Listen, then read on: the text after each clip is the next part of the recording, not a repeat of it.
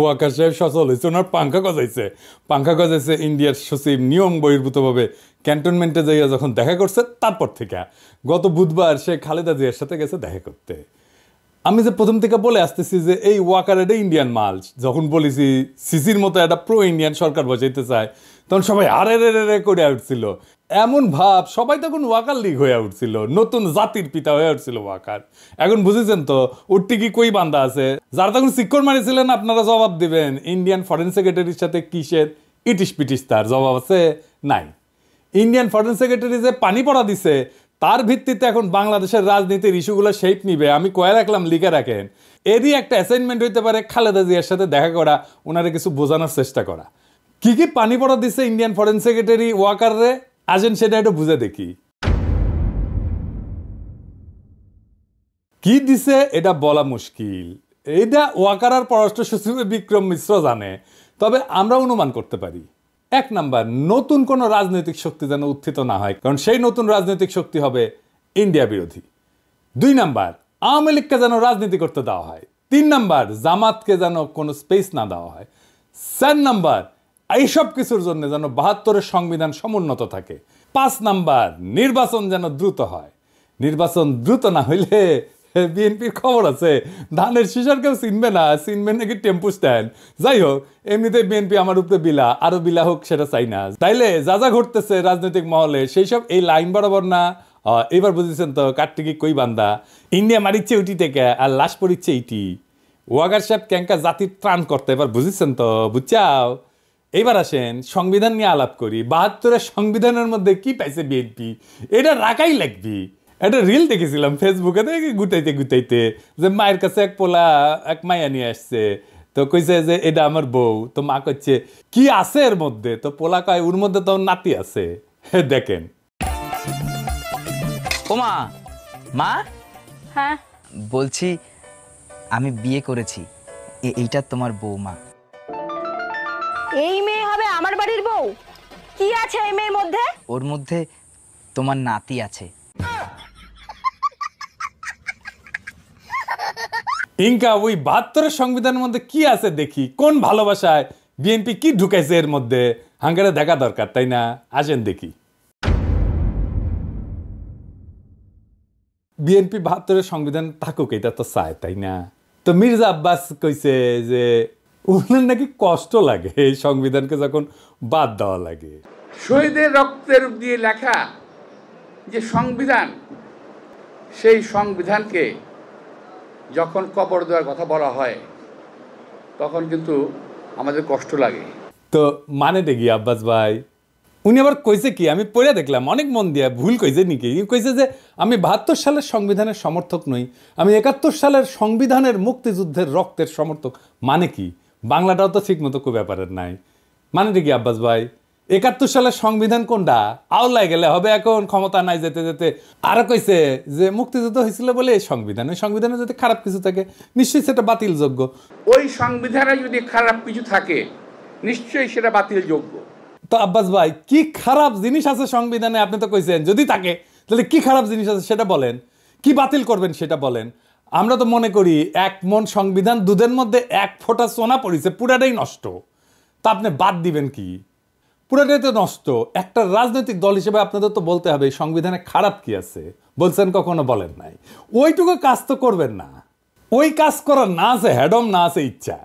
সংবিধান সম্পর্কে আপনাদের ক্রিটিক্যাল পজিশন কি? নাই তো। তাই আপনারা এটা বদলাবেন না। অবশ্য ক্ষমতা গেলে বদলানোর মতো সংখ্যাগরিষ্ঠতা আপনাদের থাকবে না, লিখে রাখেন, কয়ে দিলাম আজকে।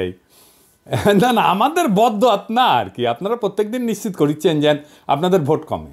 আপনাদের ভোটের মুরগি আপনি লেজে কাটবেন না গলায় কাটবেন সেটা আপনাদের ব্যাপার, কিন্তু আপনাদের বলতে হবে আপনারা কি বদলাবেন সংবিধানের। না বললে নির্বাচনে যাইতে পারবেন না। নির্বাচনে যাইয়া দেখেন কোন কিসিমের সমালোচনা শুনেন আমাদের কাছ থেকে টের পাইবেন, তখন ভাইবেন না আপনাদের ভোট দেওয়ার জন্য বসে আছে সবাই। না, ওই দিন বাগে খাইছে। কেন আপনাদের ভোট ব্যাংক বাগে খাইতেছে সেটা আমি আলাপ করবনি, দেখাই দিমুনি কেন আপনার ভোট ব্যাংক বাগে খাইতেছে। খুব মনে করেন যে মার্কা দেখে চাপ্পা দিবে, ওই দিন গেছে। আজ আমার আলাপ শুধু সংবিধান নিয়ে। আবার রিজি ভাই কইছে যে সংবিধান বাতিল মানে নাকি মুক্তিযুদ্ধকে অস্বীকার করা। উনি কাইন্দে শেষ মুজিবের ছবি কেন নামানো হয়েছে দেখেন। শেখ মুজিবের ছবি নামানোটা উচিত হয়নি। খন্দকার মোস্তাক নামিয়েছিলেন, জিয়াউর রহমান তুলেছিলেন। ইতিহাস আপনার নির্ধারণ করবে, বিচার করবে। তো সেই বিচারের ভার থাকলো, জনগণ বিচার করবে। কিন্তু আমাদের জাতীয় জীবনের, জাতীয় ইতিহাসের আন্দোলনে যার যতটুকু অবদান সেটা স্বীকার করা হোক। আমরা আওয়ামী লীগের মতো সংকীর্ণ নই, আমরা ছোট মনের প্রচার দেব না। এই জন্যই বলছি শেখ মুজিবের ছবি নামানোটা উচিত হয়নি। তো বাঘের পিছে যেমন ফেউ থাকে না, তেমনি বাংলাদেশের সরকারি দলের পিছে একটা গৃহপালিত বিরোধী দল থাকে। এটা এরশাদ শুরু করেছিল। এরশাদের ছিল আসাম রব, হাসিনার ছিল জাতীয় পার্টি, আর ক্ষমতায় যাইতে না যাইতে গৃহপালিত বিরোধী দল ইলেক্ট করে ফেলছে ওই বিএনপি, নূর সাকি এদেরকে দিয়া। এদের নমিনেশন আগেই কনফার্ম করেছে। দেখেন, নিজের দলের নমিনেশনের খবর নাই, ওই জোট সঙ্গীর নমিনেশন কনফার্ম করেছে 6 নেতার। হ্যাঁ, তো এই গৃহপালিত বিরোধী দলের এক নেতা নূর অলরেডি আওয়াজ দিতেছে তারা 72-এর সংবিধান বাতিল চায় না।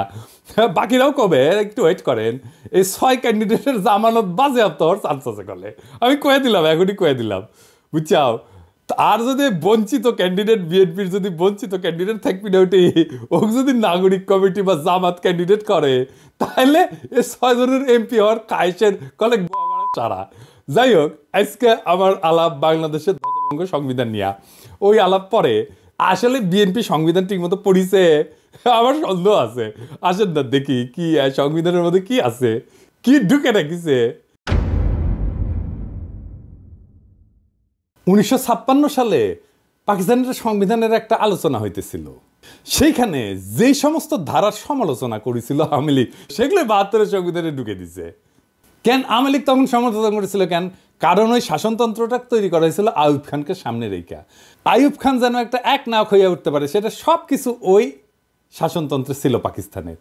তো পরে যখন বাংলাদেশ হইলো, তখন যে থাকবে ক্ষমতায়, সে যেন এক নাক হইয়া উঠতে পারে, সেই জন্য যা যা কিছু ছিল আইয়ুব খান ঢুকাইছিল, সব কিছু ঢুকাইছে। পাকিস্তানের ওই শাসনতন্ত্রে যে যে ক্ষমতা দেওয়া হয়েছিল না আইয়ুব খানকে, বাংলাদেশের এই 72-এর সংবিধানে প্রধানমন্ত্রীকে সে একই রকম ক্ষমতা দেওয়া হয়েছে। আপনি তো জানেন যে এমপি ইলেকশন হয়ে আসে 300টা সিট থেকে, কিন্তু এই এমপি কি কেন স্বাধীনভাবে কোনো আলাপ করতে পারে, সিদ্ধান্ত নিতে পারে, মতামত দিতে পারে না? দলের ডিসিশনের বাইরে গেলে সদস্যপদ বাতিল হয়ে যায়। মানে হাসিনা যেটা চাইবে, বা সংসদের নেতা যেটা চাইবে, বা ভবিষ্যৎ দলের নেতা যেটা চাইবে, সেখানে এমপিদের ভোট দিতে হবে। তাহলে আলাদা আলাদা এমপি থেকে লাভ কি, তাই না? দলের সিদ্ধান্তের বাইরে যদি ভোটই দিতে না পারে, তাহলে আলাদা আলাদাভাবে ভোট করার তো দরকার নাই। 300 জন আলাদা লোকের তো দরকার নেই, একজন থাকলেই হয়তো, তাই না? এই সংবিধানে মিশামিশি মেলা কথা লেখা আছে, কথা দিয়ে ভরে রেখেছে আর কি। লিখেছে প্রজাতন্ত্রের সকল ক্ষমতার মালিক নাকি জনগণ। বাপরে, তার মানে আমি আপনি জনগণ, তা আমি আপনি মালিক তো, তাই না? হ্যাঁ, তো লিখেছে কি? লিখেছে প্রজাতন্ত্রের সকল ক্ষমতার মালিক জনগণ। এটা দিয়া কিন্তু শেষ না, এরপরে বাক্যটা একটা সেমিকলন চিহ্ন দিয়া আবার ঘোষণা করছে যে এই ক্ষমতা কেবল সংবিধানের অধীনে ও কর্তৃত্বে কার্যকর হইবে। তাহলে প্রশ্ন যেটা স্বাভাবিকভাবে আসে সেটা হইতেছে যে সংবিধান জনগণের যে ক্ষমতা, এটা কাদের, কিভাবে প্রয়োগের দায়িত্বটা দিছে কাকে? এই ক্ষমতা কেবল সংবিধানের অধীনে ও কর্তৃত্বে কার্যকর হবে। তার মানে কি? তার মানে এই ক্ষমতাটা প্রয়োগের দায়িত্ব কারে দিছে, বুঝছেন? এই ক্ষমতা প্রয়োগের মালিক হইতেছে প্রধানমন্ত্রী। আপনি মালিক, কিন্তু প্রয়োগ করবে প্রধানমন্ত্রী। মানে বুঝেছেন তো, মালিক আপনি, কিন্তু মালিকের ক্ষমতা প্রধানমন্ত্রী। তো এই কাগজের মালিক হওয়া কাম কি, লাভ কি? বাড়ির মালিক আপনি, কিন্তু এই বাড়ির থেকে পাশের বাড়ির মুখলেস, তো এই বাড়ি থেকে আপনার লাভ কি? ভোট দেওয়ার অধিকার ছাড়া ক্ষমতা প্রয়োগের কোনো বিধান এই সংবিধানে কোথাও আপনি খুঁজে পাবেন না। তাও এই সামান্য অধিকারটাও কেড়ে নেওয়া হয়। তার ফলে সংবিধানে যাই লেখা থাকুক, মালিক বলুক যাই করুক, জনগণ আখেরে দাস হইয়া যায় রাজনৈতিক দলের। এবার আসেন রাষ্ট্রপতির ভূমিকা নিয়ে কথা বলি। সংবিধানে যে রাষ্ট্রপতি বিষয়ক অনুচ্ছেদ আছে না, ওইখানে বলা আছে যে কেবল প্রধানমন্ত্রী নিয়োগের ক্ষেত্র ব্যতীত রাষ্ট্রপতি অন্য সকল দায়িত্ব পালনে প্রধানমন্ত্রীর পরামর্শ অনুযায়ী কার্য করিবেন।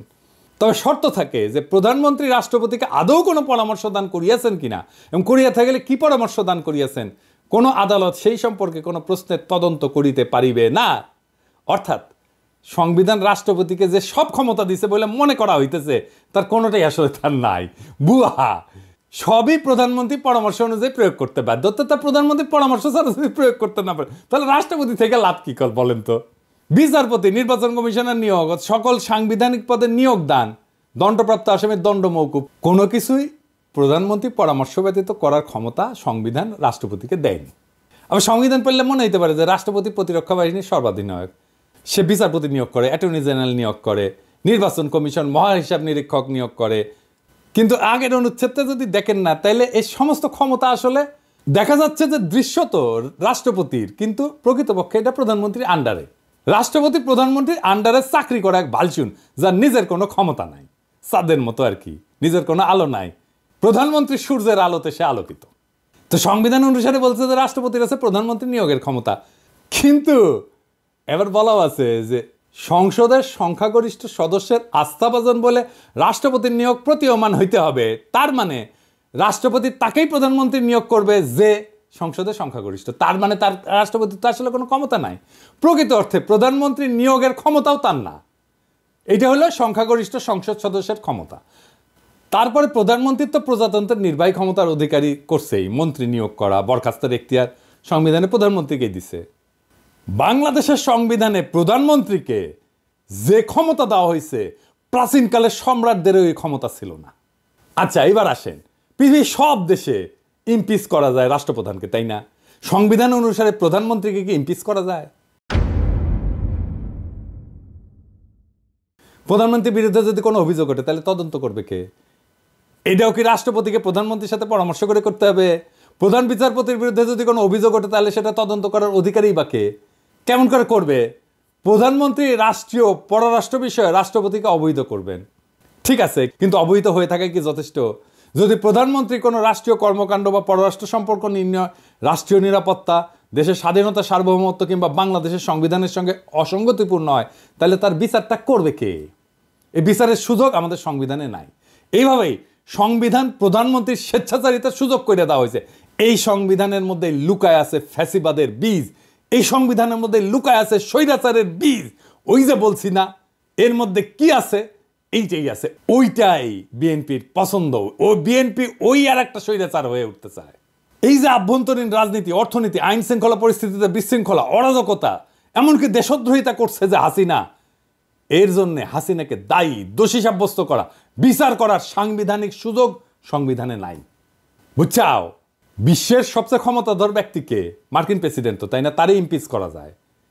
আর আমাদের সংবিধান এমন যে প্রধানমন্ত্রীকে ইমপিচ করা তো দূরে থাক, সাংবিধানিকভাবে তার কাছে জবাবদিহিতা চাওয়ার এবং আদায় করার কোনো সুযোগ নাই, ব্যবস্থাও নাই। এই জন্যই এই সংবিধান, ৭২-এর সংবিধান এত পছন্দ বিএনপির। বুঝছাও?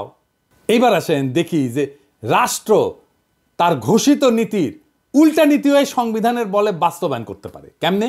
আসেন দেখি। সংবিধানে রাষ্ট্র পরিচালনার মূলনীতি লেখা আছে। তো একটা মূলনীতির তো একটা অংশ রাজনৈতিক, আমরা জানি, এবং একটা অংশ অর্থনৈতিক। রাষ্ট্র যে রাজনৈতিক এবং অর্থনৈতিক লক্ষ্য নির্ধারণ করছে, তার বাস্তবায়ন আদালতের এখতিয়ারের বাইরে রাখা হয়েছে। এই নিয়ে যদি কোনো প্রশ্ন নাও তোলা হয়, আর যদি রাষ্ট্র যদি তার ঘোষিত নীতির বিপরীতে কোনো নীতি বাস্তবায়ন করতে যায়, তাহলে সেটা আদালতে যায় বন্ধ করা যাবে না। যেমন ধরেন, আমাদের রাষ্ট্রীয় মূলনীতিতে স্বাস্থ্যকে, চিকিৎসাকে একটা মৌলিক অধিকার হিসেবে বর্ণনা করা হয়েছে। এখন আপনি যদি চিকিৎসা না পান, চিকিৎসা দিতে যদি না পারে, আপনি কি আদালতে যে মামলা করে দিতে পারবেন রাষ্ট্রের বিরুদ্ধে, সরকারের বিরুদ্ধে? পারবেন না। তো তাইলে মৌলিক অধিকার থেকে লাভ কি? এই সংসদকে 2/3 ভোটে সংবিধানের সব কিছু পরিবর্তন, স্থগিত, এটার ক্ষমতা দেওয়া হয়েছে। যেটা এমনকি মূলনীতি হইলেও, সংবিধানের মূলনীতি হইলেও, রাষ্ট্রীয় মূলনীতি হইলেও, সেটা মৌলিক অধিকার হইলেও, এমন যে কোনো কিছুই সে স্থগিত করে দিতে পারে, নষ্ট করে দিতে পারে। রাষ্ট্রের মূলনীতি বাস্তবে প্রয়োগ না করে সম্পূর্ণ বিপরীত পথে চললেও তা কোনোভাবে সংবিধানের লঙ্ঘন হবে না, যদি 2/3 ভোট আপনি পান। এবং এই রাহাজানি বন্ধ করার কোনো সাংবিধানিক ব্যবস্থা এই সংবিধানে নাই। 2/3 ভোট নিয়ে বাংলাদেশের নাম যদি গান্ডুল্যান্ড করে দেওয়া হয়, তাও সই, সেটাও সংবিধান সম্মত। আর এই সংবিধানে হাত দিতে হলে বিএনপি ব্যথা পায়। তো সংবিধান যদি জনগণের অভিপ্রায় প্রকাশ হয়, তার স্বাধীনতা রক্ষার সনদ হয়, তাহলে জনগণের ঊর্ধ্বে তো কারো অবস্থান হইতে পারে না। কিন্তু এমপিরা জনগণের ঊর্ধ্বে হয়ে যায় যদি তার 2/3 সংখ্যাগরিষ্ঠতা থাকে।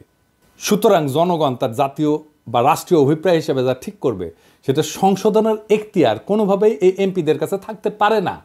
কিন্তু এই সংবিধানে আছে। জনগণের অনুমোদন ছাড়া সংবিধান সংশোধন হইতে পারে না, কিন্তু এই সংবিধানে করা যায়। আমেরিকার কথা ধরেন, সংবিধান সংশোধনের এখতিয়ার তো সিনেটের হাতে থাকে না। কেন থাকে না? কারণ সিনেট সদস্যরা নিজেরাই এই সংবিধানের মাধ্যমে ক্ষমতা নেয়। সুতরাং তারা নিজেরা যদি সংবিধান সংশোধন করতে যায় তাহলে নিজেদের ক্ষমতা এবং কর্তৃত্বের যে উৎস তাকেই অস্বীকার করা হয়, এমনকি নিজেদেরকেও অস্বীকার করা হয়। সুতরাং সাধারণ সিনেটের কাছে সংবিধান সংশোধনের এখতিয়ার থাকতে পারে না। সংবিধান সংশোধন করতে হলে আবশ্যিকভাবে নতুন করে জনগণের অনুমোদন নিতে হবে, গণভোট নিতে হবে। এই কারণেই সংবিধানের চতুর্থ সংশোধনের মাধ্যমে সংবিধানের চরিত্রের আমূল পরিবর্তন ঘটায় একদলীয় শাসন ব্যবস্থা বাকশাল কায়েম করছিল আওয়ামী লীগ, করতে পারছিল। জনগণের মতামতের তোয়াক্কা না করেই সেদিন সংবিধানের অপরিহার্য মৌলিক শর্ত এবং নৈতিকতার বৈশিষ্ট্য ধুলায় মিশায় দিছিল এই ৭২-এর সংবিধান, যেই ৭২-এর সংবিধান বিএনপির এত প্রিয়। এবার আসেন, আপনারা আবার টাকা নিয়ে কি রাহাজানি করে এমপিরা এই সংসদে, সেটা দেখি। রাষ্ট্র কিভাবে কার কাছ থেকে কত টাকা আদায় করবে, কার জন্য কত টাকা খরচা করবে সেটা নির্ধারণের জন্য যে বিল আনা হয় তাকে অর্থ বিল বলা হয়। এই অর্থ বিল সম্পর্কে আদালতে প্রশ্ন উত্থাপন করা যাবে না। রাষ্ট্রের অর্থ যে কোনোভাবে খরচা করলে, আত্মসাৎ করলে, লুণ্ঠন করলেও জনগণের পক্ষ থেকে কোনো প্রশ্ন তোলার এতটুকু অবকাশ সেখানে নাই। আপনার বালিশ যদি ১ লাখ টাকায় কেনা হয় আর সেটা যদি অর্থ বিলে অন্তর্ভুক্ত থাকে, এটা নিয়ে দুদক কিছু করতে পারবে না। এবার বুঝেছেন তো কেন একটাও দুর্নীতির মামলা করা যায় না হাসিনার দলের লোকেদের বিরুদ্ধে, হাসিনার বিরুদ্ধে? এই জন্যেই এই সংবিধান বল রাইখা হাসিনার দুর্নীতির বিচার করতেই পারবেন না। এই জন্যই চাইছিলাম এই সংবিধান ছুঁড়ে ফেলে দিতে, যেই সংবিধান বিএনপির এত প্রিয়। এই সংবিধানের একাদশ ভাগে একবারে শেষ দিকে একটা অনুচ্ছেদে বলা আছে, এই সংবিধানের বিধানাবলী সাপেক্ষে সকল প্রচলিত আইনের কার্যকারিতা অব্যাহত থাকিবে, তবে অনুরূপ আইন এই সংবিধানের অধীনে প্রণীত আইনের দ্বারা সংশোধিত বা রহিত হইতে পারিবে। এর মানে হইতেছে পাকিস্তান আমলে যে সমস্ত আইন বিধি বিধান জারি ছিল তা ছিল ব্রিটিশদের পরিত্যক্ত, তাই দুইবার স্বাধীনতার পরেও দাড়ি কমা সমেত বাংলাদেশে জারি করা হইল সেই সমস্ত আইন। সংবিধানে যেখানে মৌলিক অধিকারসমূহের বিবরণ দেওয়া হয়েছে সেই অধিকারসমূহে আইন অনুযায়ী বা আইনের বিধান সাপেক্ষে বা জনস্বার্থে প্রচলিত আইনের বিধিনিষেধ সাপেক্ষে ইত্যাদি শব্দ ব্যবহার করে পঙ্গু করে দেওয়া হয়েছে। একটা উদাহরণ দিই, ভাষার মারপ্যাচ দিয়া কেমনি আমাদের অধিকারের আছে। সংবিধানে বলা হয়েছে আইন অনুযায়ী ব্যতীত জীবন ও ব্যক্তি স্বাধীনতা হইতে কোনো ব্যক্তিকে বঞ্চিত করা যাইবে না। তার অর্থ দাঁড়ায় আইনের মাধ্যমে ছাড়া কোনো ব্যক্তিকে জীবন ও ব্যক্তি স্বাধীনতা হইতে বঞ্চিত করা যাবে না, অর্থাৎ আইন নির্ধারিত পদ্ধতিতে করা যাবে, তাই না? এই জন্যই পরবর্তী সময়ে যে বিচার বহির্ভূত হত্যা, ক্রসফায়ার নামে যেটা কুখ্যাত, তার মতো বর্বর ব্যবস্থা সংবিধান সম্মত হইয়া গেছে। কারণ দেখানো যায় ক্রসফায়ারও আইনসম্মত। আপনি কি দেখেছেন এতগুলো ক্রসফায়ার হয়েছে, এর বিচার কেন হইল না? বুঝেছেন তো বিএনপি এসে এটার বেনিফিট নিবে। ক্রসফায়ার তো বিএনপি শুরু করেছিল। 1898 সালে ব্রিটিশ যে ফৌজদারি কার্যবিধি ছিল এর ধারা অনুযায়ী বিচারে যদি মৃত্যুদণ্ড বা যাবজ্জীবন কারাদণ্ড হইতে পারে এমন অভিযোগে অভিযুক্ত আসামিকে কিন্তু পুলিশ গুলি করে মেরে ফেলতে পারে। এমন একটা ঘটনা ঘটলে একটা প্রশাসনিক তদন্তে গুলি ছোড়ার ঘটনাটাকে আত্মরক্ষামূলক বলে মনে করলেই হত্যাকাণ্ডটা আইনসম্মত হয়ে যায়। এইভাবে সমস্ত ক্রসফায়ার আইনসম্মত হয়ে গেছে। এই জন্য পুলিশ বা র্যাবের গুলিতে নিহত প্রত্যেককে সন্ত্রাসী খুনের মামলার আসামি হইতে হয়, বুঝছেন? এটা শাস্তি তো মৃত্যুদণ্ড। সেই জন্য এরা যদি মাইরা ফেলে তাইলে এইটা আইনসম্মত। এইবার আসেন বিএনপি নিজে কিভাবে নিজের গোয়া মারিছে সেটা দেখি। বিএনপি তো বলে যে আমাদের জাতিসত্তা বাংলাদেশি, তাই না?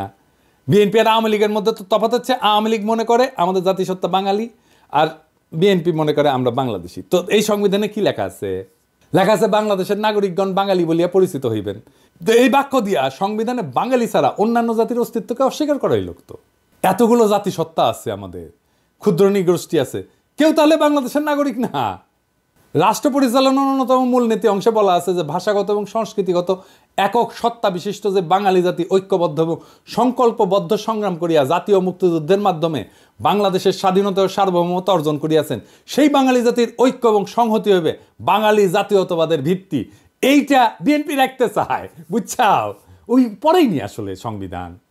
এর মধ্যে বাংলাদেশের সংখ্যালঘু জাতি সরকার প্রশ্নটাই অনুপস্থিত। শুধু অনুপস্থিত না, বরং বাঙালি অহমিকা এবং উগ্রতাকে সাংবিধানিকভাবে প্রতিষ্ঠিত করা হয়েছে এবং তাদের অস্তিত্বকে অস্বীকার করা হয়েছে এবং নাগরিক অধিকারটুকু হরণ করে নেওয়ার ব্যবস্থা করা হয়েছে। যারা ভাষায় বাঙালি না, এমনকি সংস্কৃতিগতভাবে বাঙালি না, সংবিধান অনুযায়ী তারা বাংলাদেশের নাগরিকই থাকে না। তাহলে বিএনপির বাংলাদেশে জাতীয়তাবাদ কই? এবার আসেন আর একটা বিষয়, ভারতকে হাসিনা যা দিছে সেটি কি আর কেন আমরা সেটা জানতে পারি না?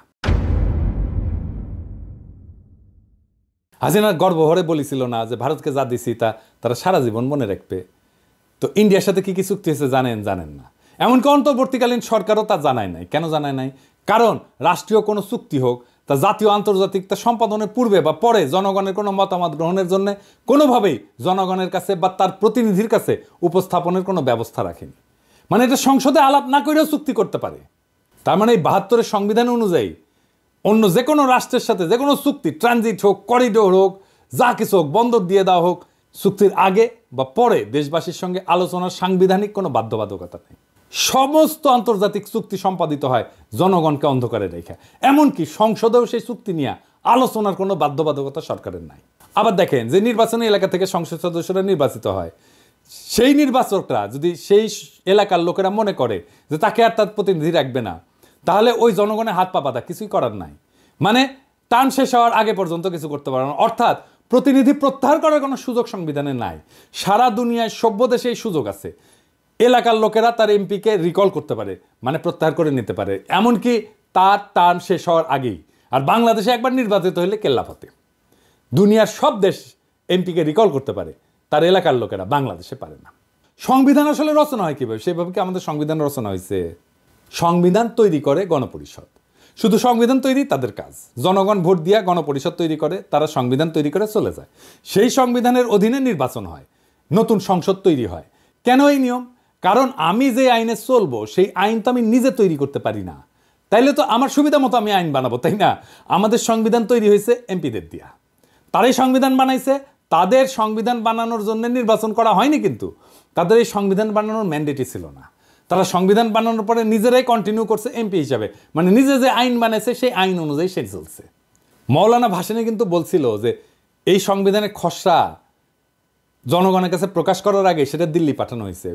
৭২ সালে জুন মাসে নাকি, তখন আইনমন্ত্রী ছিল কামাল হোসেন, সে সংবিধানের খসড়া বগল দাবা করিয়া বিলাতে যাওয়ার নাম করে দিল্লিতে নাকি গেছিল। আচ্ছা ধরেন বানাইলো সংবিধান, মেলা ভালো সংবিধান বানাইছে, ধরে নিলাম, ধরেন হ্যাঁ তাই সই। তো ৭৩ সালের ২২শে সেপ্টেম্বর তারিখে ৯ মাস গেছে মাত্র। তারপরে সংবিধানের ৩৩ নম্বর অনুচ্ছেদ সংশোধনীর জন্য দ্বিতীয় সংশোধনী বিল পাশ হইল এবং জরুরি আইন সংবিধানে সংযোজিত হইল। এটাও কিন্তু ভারতীয় সংবিধানের ২২ নম্বর অনুচ্ছেদের কপি, বুঝছাও?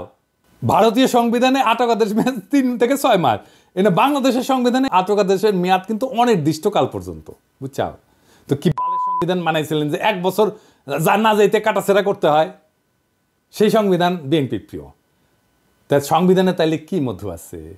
কি আছে সংবিধানের মধ্যে? এই সংবিধানে আছে ফ্যাসিবাদের বীজ, এই সংবিধানে আছে স্বৈরাচারের বীজ, এই সংবিধান ইন্ডিয়ার ব্রেন চাইল, এইটারই রক্ষা করতে চায় বিএনপি। ইন্ডিয়া আওয়ামী লীগের গোয়া মারিছে আর বিএনপি গোয়া মারবি, আর সানন্দে বিএনপি পাইতে দিচ্ছে। কি পাইতে দিচ্ছে জিজ্ঞেস করেন না, বাংলাদেশের জনগণ এটা মানবে না। এই সংবিধানের অধীনে নির্বাচন হবে না। প্রফেসর ইউনূসের সরকারের ম্যান্ডেট নাই বিএনপি বলে, তাইলে সংবিধান প্রণয়নের জন্য সংবিধান সভার নির্বাচন হোক। ম্যান্ডেট নিয়ে তারা জনগণের জন্য সংবিধান লিখুক। ওয়েট করেন আপনারা।